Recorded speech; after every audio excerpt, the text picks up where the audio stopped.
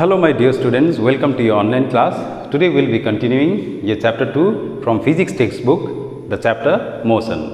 And today we will be learning about the 5 topics: the uniform and the non-uniform motion, distance and displacement, the speed and velocity, acceleration and retardation, and finally the mass and the weight. So coming to the first one, the uniform and non-uniform motion, we shall try to understand this with the help of the simple example given in your textbook. In a uniform motion, the body covers the same distance in the same time interval. In the diagram, you can see that the girl covers 5 meters in every 1 second. Hence, we can tell that in case of uniform motion, the body covers the equal distance in the equal time interval. In case of non-uniform motion, the body covers an unequal distance in the same time interval. In the diagram, you can see that the girl covers 3 meters in first 1 second, whereas the girl covers 5 meters in second 1 second, and the girl covers around 4 meters in third 1 second. Hence, we can say that in a non-uniform motion, the body covers an unequal distance in the same time interval. Now coming to the second one, distance and the displacement. So what is the distance? Suppose a boy starts from a point A, he goes to the point B, and then again from point B he goes to the point C. So if the distance from A to B is 4 meter and then from B to C is 3 meter, so the distance means it is the length covered by him. That means the distance will be equals to 4 plus 3 is equals to how much? It is 7 meter. So 7 meter is the distance. Now coming to the displacement, what is the displacement now? The displacement is the shortest path that a body can travel. For example, if an object at A wants to come to B, not B, sorry, at C. So what is the shortest path or the shortest way that he can travel? He can travel directly from A to C. So we see that A to C is a displacement. Now how do we find A to C? Using Pythagoras theorem, we can find AC equals to under root of 4 square plus 3 square, which will give me under root of 25, which is equals to 5 meter.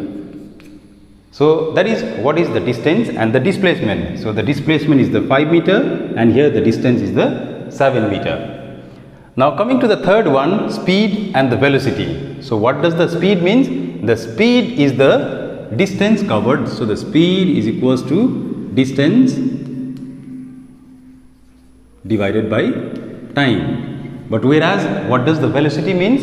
The velocity is the displacement divided by time, such as the velocity is given by the displacement divided by time.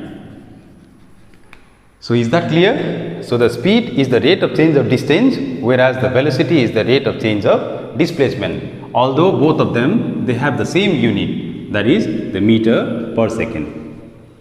So now coming to the fourth one, the acceleration and the retardation. So what is acceleration? For example, when you start your motorcycle, what happens when you accelerate it? The speeds of a motorcycle starts increasing. So the increase in the speed is known as acceleration. So the acceleration is defined as the rate of change of velocity, or not basically speed, it is the velocity. So the velocity divided by time is the acceleration. Especially the acceleration is the rate of change of velocity, or the increase in the velocity is known as acceleration. Now coming to the next part, retardation. So for example, when you are riding a motorbike or a bicycle, suddenly you want to come to stop. So when you apply a brake, what happens? The velocity of a motorbike or the bicycle, it starts decreasing. So that is what is called retardation. So the decrease in the velocity with time is known as retardation. Retardation is just the it's the opposite of the acceleration. Acceleration means the increase in the velocity is known as acceleration. The retardation means the rate of decrease of velocity is the retardation. So simply the retardation can be given as it is the negative of acceleration. So therefore the retardation can be written as minus v divided by t, and the unit of both being meter per second square. Now coming to the third one, the mass and the weight. We have been studying the difference between the mass and the weight since your junior classes.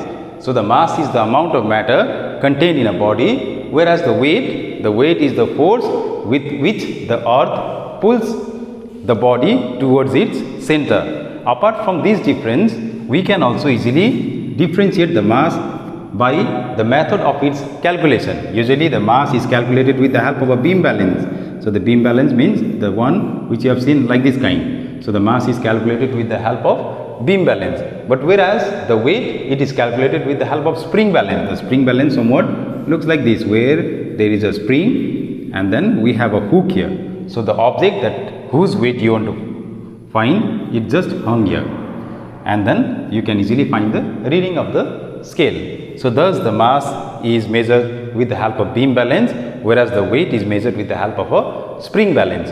Apart from that, the mass specifically, it does not have any direction. So hence the mass is a scalar quantity, but whereas weight, the earth always pulls the object towards its center, that means the vertically downward. So the weight is a vector quantity. So these are the 5 important topics that was left out in your chapter motion. So now you try to solve the problems given in your textbook, and I'll send you a few of the answers after you watch this video. Thank you.